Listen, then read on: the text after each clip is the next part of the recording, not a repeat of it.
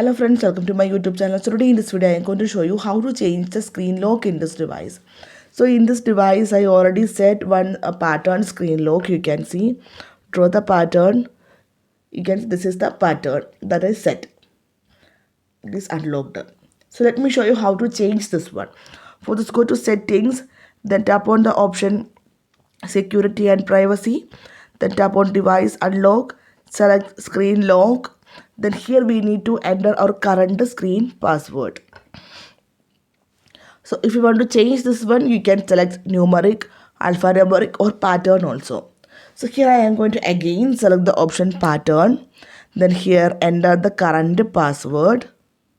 Then here we need to enter the new pattern. So here I am going to enter the new pattern, confirm the pattern. That's it. If you want to enable the fingerprint unlock, you can enable, otherwise cancel it. Now let me show you how it works. Now draw the pattern. This is a new pattern, right? It is unlocked. So simply in this way you can change the screen lock in this device. So hope you guys enjoy this video. Thank you for watching. Thank you. Bye bye.